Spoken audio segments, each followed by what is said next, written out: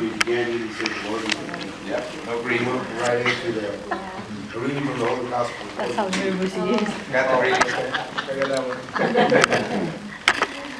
Okay, what else? Okay, one of the things I noticed right away, it was a long reading. Your energy level kept dropping. And actually, part with, and I was watching everybody, I kind of watched it, I could see everybody else's energy level dropping. When they're long, you have to concentrate on keeping, you started losing the inflection in your voice, and pretty soon your voice started getting, and everybody is going.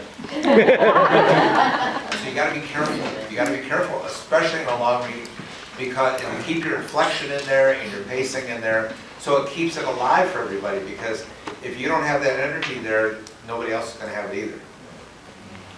Okay? Did anybody else notice that? It was a very long reading. It was long, very long meeting. Yeah, Mike, you can Mike wants to say something. I just wanted to say that I didn't think you did enough eye contact. You did a lot more reading, but not looking up at a lot of people. I mean, you read for long paragraphs, and that, you know, I would like to have you look up more.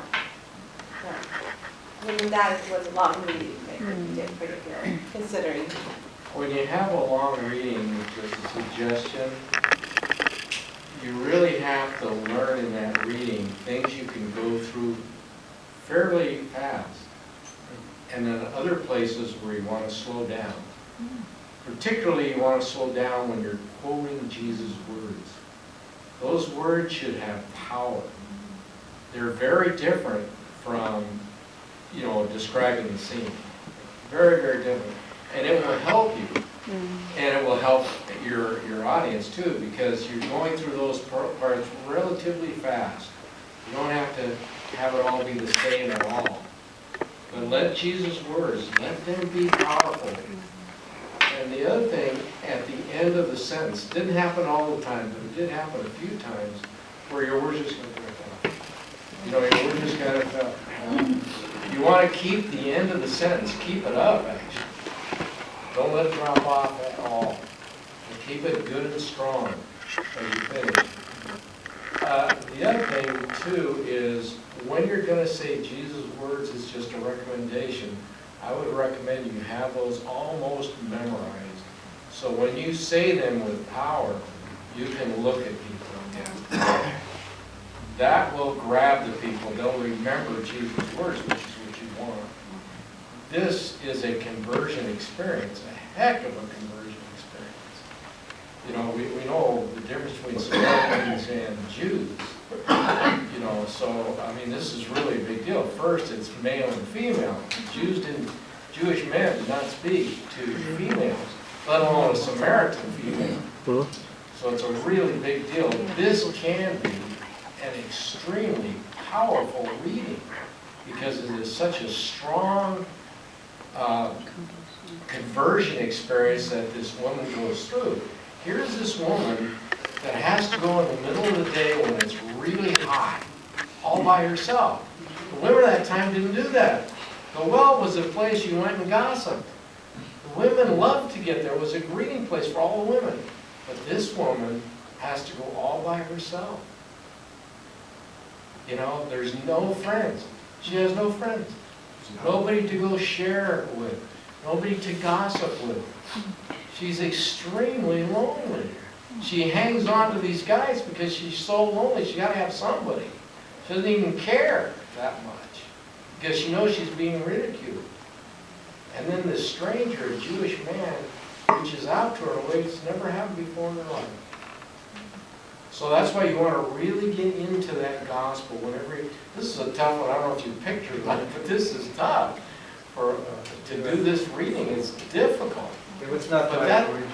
But that's how you want to do the readings. You really want to get into them and take them so that you'll know when you should be strong and emphasize that. Actually, when Jenny changed the schedule, messed up my, mine was Good, the Advent it's season. Yeah, that's a tough gospel to proclaim because it's so long, but it can be dynamite. I wanted to compliment you that you did memorize the last line. and went into it right to ending. I like that. You mean what's in your pocket? What do you want? Yeah. Great. We're not on Humble yet, so One final thing on the proclamation. Uh, The very final thing, when you say the gospel of the Lord, just like in the beginning, when you say the Lord be with you, you're in conversation with the assembly. And if you're in conversation with somebody and you make a statement to them expecting you to respond back, we look at them. shouldn't you be looking at them rather than, you know, like, what is your name? Jeff. You know, you would look. Well, the same way when you say the gospel of the Lord, you know they're going to respond, so you look at them. You know, don't put your head down, oh, I'm going to the homily next, you know, whatever thing I'm going to do next. You know, you wait for their response. You engage them. Okay, That's good. let's talk about the homily. Okay, homily. Let's talk about the nuggets, the good things, what grabs you. Well, it's very obvious to me, the nugget. Yeah. I mean, nobody can miss that. Being prepared, using Lent, you know, as time of preparation, and it was very consistent. I mean, he used the word, a tool of repeating the same word several times so that you don't really miss it. And then starting, well, the finish wasn't, didn't need to be prepared, but it's obvious because it's tied into his having things in his wallet. And dynamite ending, I mean, it's like, made people laugh, but it also made them think, oh, he's talking about the very beginning, Yeah. he had that in his wallet. Beginning and ending is really tied Yeah, together. it's tied together, very neat package. And also about, you brought up the fact that we listen to commercials a lot, and that is a commercial. And we remember that, you know. We connected it all the way in lots of ways. The Be Prepared isn't a Yeah. commercial, but everybody knows that's the Boy Scout motto. Yeah. Yeah. Be prepared. What are you doing with the safety thing? What am I gonna do with the safety thing? Figure out his mom.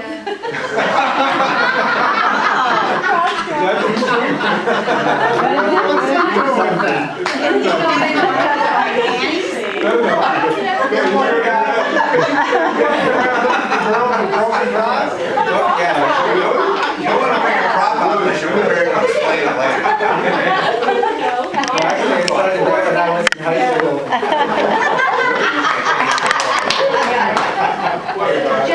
Okay. Any other, tell us more nuggets, more things to grab you. The theme was very clear.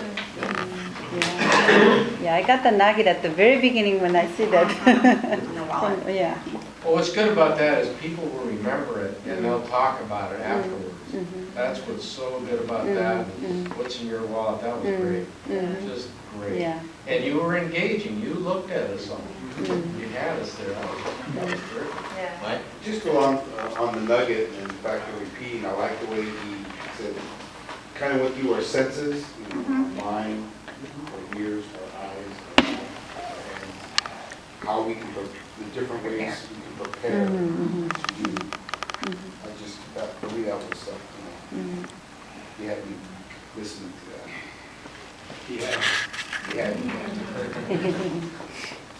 There's a rhythm.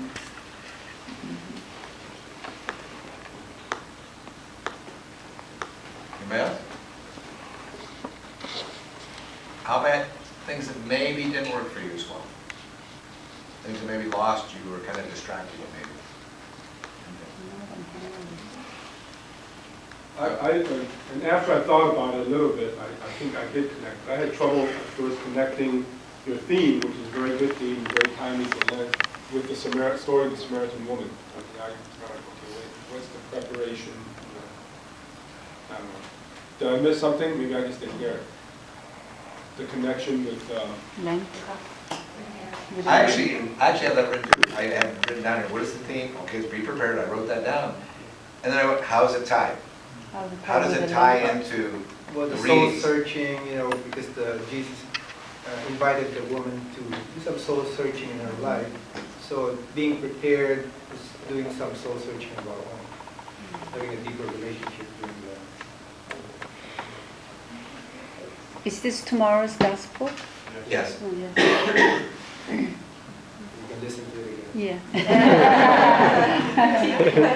What you want to do, if you're going to do that, is to make a conscious effort to tie your theme to it, so that we understand what the tie to the theme is.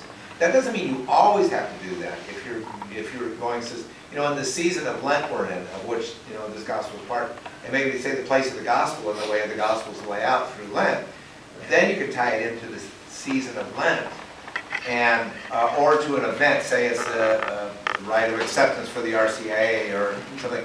You can focus on that because it's a theme of the liturgy, and it fits. And usually the readings should fit that as well. But you always want to use something to tie it to that, so you have a link and go, okay, I get it. I get the link. See what I mean? Because remember, part of what the homily does is it breaks open the readings and it breaks open what's going on in the liturgy, so that they get a better understanding of what God's saying to them today. Now, the message is good. I'm just saying, but you need to tie it together too. After thinking about it, how in my mind I thought was the tie-in was that this woman wasn't prepared. She wasn't living a kind of like a Lenten life, and so she wasn't prepared for this encounter with Jesus. Whereas, that's how I tied it. But I had to think about it. How does that being prepared? Oh, okay, maybe this is one way you could. So I didn't do what you did. I kind of tied it in another way to the gospel. See, and if that was your thought, you could have thrown a sentence in there that would have done it. It said, as we see the woman, she was there in the middle of the day. She wasn't really prepared, and she was remarking on Jesus not being prepared, and yet that's not why he was there, because he didn't have a sister, or he didn't have a bucket or anything like that. Put a little tie in there when Jesus came. No, but the point is that wasn't his purpose. And but then you can tie it. That's a way to tie it. That's a good thought. There's a way to tie it. So be conscious of tying. You can use almost any theme as long as it ties somehow. You got to make the connection apparent though. Actually, it was more concentrating on the woman's personal life than the preparation. Yeah. Okay. What else? Anything else? Just, I have a suggestion about, it fits in well, this post-lunch gospel proclamation would be come up better than the first thing in the morning. Yeah, we could be doing the 5 o'clock mass on Saturday night. No. Maybe fasting. What will happen too, and I think Deacon Michael say it too, usually when you're preaching, you're doing more than one mass.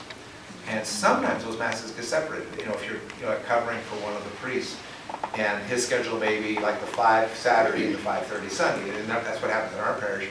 And you may be preaching at that one and then that one, and you have this big gap. You got to keep the energy going between Saturday night and Sunday night, and it's at the end of the day, and you have to know your congregation, you have to know who's sitting out in the pews, and you have to be able to tune that delivery to your assembly and enliven them a little bit. And if you're doing 7:30 in the morning, you really have to enliven them because they haven't had their coffee yet. So you have. As part of it is knowing the time of day. That's a great point Frank made. Know the time of day, and then try to adjust. You don't have to change the homily, to change your energy level or the way you approach it to fit the group that you're speaking to and the time of day, and that'll help you out too. I wasn't just talking about his energy, I'm talking about my energy listening. But see, his energy could have brought your energy up. Well, I could have had it also, my energy would have been better this morning. Yeah. That's true. But that's part of knowing your group, though. Especially if it's the end of the day on Sunday. Everybody's been out all day Sunday doing something. They're all probably sleepy. You woke us up though with the wallet. No, I know. His wallet. Good attention grab. Yeah. You have to know your people, really, like Deacon John said. In my parish, 7:38 Mass is all the people who wish the Mass was in Latin. So, And there's no singing. it depends on the priest. He loves to throw in singing, which I love. Anyways, 7:30 Mass is mostly old timers. They get up. 9 o'clock Mass is the children's Mass. So it's completely opposite now. I've done 7:30 and 9 and 11 and 12:30 all on the same day. So And you have, you know, you can't give the same homily 7:30 that you give at 9 o'clock. You just can't, you gotta be able to listen to it sometimes. It may or may not happen, you just have some reminders. From mass to mass, that's what I was trying to get at too, is you're doing multiple homilies, no two homilies will be the same. And your energy level change, and that's why I always say, I hear deacons say, well, they preach all the masses of Sunday. By the time they do the last one, they didn't do the people any justice or themselves because they're exhausted. Doing two homilies, even two homilies, you're exhausted at the end of that, because if you really put yourself into your homily, you're putting everything into it. And when you're done, you're done. So it's hard to keep, that's what I was talking about, that energy level. You got, that'll help keep your people going. Moving will help. Sometimes if you get comfortable, I think Ray, there you are. You've done it where you get out and you move around. Ray's moved around with it. Moving around keeps people's attention. It keeps them elected. So if you get to that point where you're comfortable doing that, that's good. It means you can't necessarily carry your notes with you, so you have to really get comfortable doing that. But things like that will help. It doesn't mean you have to. It just means these are things that can help you down the line if you're comfortable doing it. Don't do anything you're not comfortable with. And don't say anything you don't believe because people will pick up on it. I know you did, I'm just saying that's in general, some of the don'ts. Anything else? Anybody? Okay, good job.